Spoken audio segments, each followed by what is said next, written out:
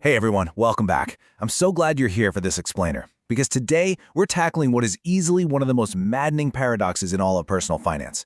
Seriously, have you ever looked at your bank account, knowing for a fact you did absolutely everything right this month, but you still feel like you're just treading water?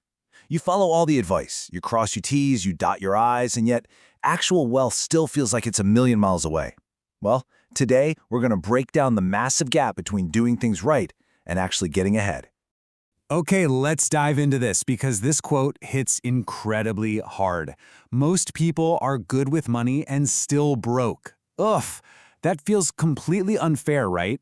I mean, we're totally conditioned to believe that if we just act responsibly, the universe is going to magically reward us with financial freedom. But as we're going to see, being good with money and being wealthy, they're completely different games with completely different rules. If you've ever felt that gut punch of following all the rules but not actually moving forward, you're not alone. And honestly, you aren't doing it wrong. You just might be playing the wrong game. Let me show you exactly what I mean. Section 1. The Money Trap. We're talking about playing defense. So we really need to unpack how we've all been taught to handle our money.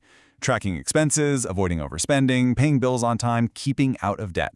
Look, if you're doing these things, you're highly disciplined. You are the literal textbook definition of responsible. And I really want to validate that because it takes a ton of mental energy to maintain that level of financial hygiene.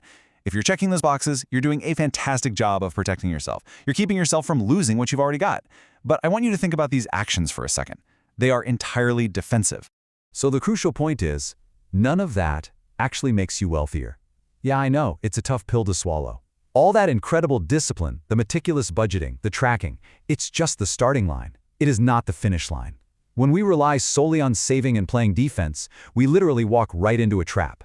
We exhaust all our energy just maintaining our baseline, thinking that the sheer act of saving is somehow going to magically snowball into wealth. But a defensive strategy alone, it just can't win the game. Which brings us to Section 2, the illusion of discipline, and what happens after the savings part. Let's look at what happens right after you manage to save that hard-earned money. We run smack into the concept of idle money. When you do the hard work of saving and you just let it sit there in a standard account, it goes idle. It's totally untouched. It isn't growing, and it definitely isn't earning. Now, on the surface, this feels super safe, right? Because your bank balance looks exactly the same today as it did yesterday. But there's a silent drain happening in the background. Because prices keep creeping up every single year, your idle money is quietly losing its power. The balance stays identical, giving you this total illusion of progress, while the actual purchasing power of that cash is actively shrinking. And this brilliantly illustrates the real gap we're talking about today. Think about idle savings as, well, lazy money. It just sits there, completely losing its power to rising prices, even though the number on your screen looks exactly the same. Contrast that with working money. Working money is actively growing, it's earning, and it's actually paying you back. The fundamental gap between being good with money and being wealthy isn't a lack of discipline, not at all. The gap is entirely about where your money goes after it's saved. True wealth isn't built by hoarding. It's built by shifting your capital from idle to active. Moving on to Section 3, the real wealth builder, and how to actually move your money. So how do we actually make that shift? Let's move to and see how this builds into a really actionable strategy. True wealth is built by moving your money from things that just sit into things that actually grow or earn. Here are 3 direct ways you can do that with the money you've saved. Number 1, make a small investment. Instead of leaving all your savings on the sidelines, deploy a portion of it so it can start generating returns for you. Number 2, build a new skill or side income. You can literally use your saved money to invest in yourself, skyrocketing your future earning potential. And number 3, buy something that pays you back. We are so used to buying things that only drain our wallets, right? But deploying that capital into assets, things that put money back into your pocket, that is how you fundamentally change your financial trajectory. But doing this requires a complete mindset shift. For years, you've probably measured your financial success by asking yourself one single question at the end of every month. How much did I save?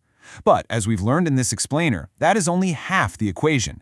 The real question, the one that actually dictates your financial future, is my saved money working for me?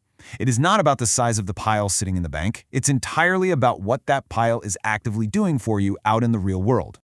Which brings us to our final challenge for you this week. I want you to open up your accounts, take a hard look at last month's savings, and ask yourself this one simple, provocative question. Is this sitting or is this working? If it's just sitting, well, you now know that it's quietly losing its power. But remember, even one small investment or paying to learn just one new skill starts that crucial shift from idle to wealthy. Keep asking yourself that question and stick around for more no-fluff wealth habits. Thank you so much for joining me for this explainer today, and I'll catch you in the next one.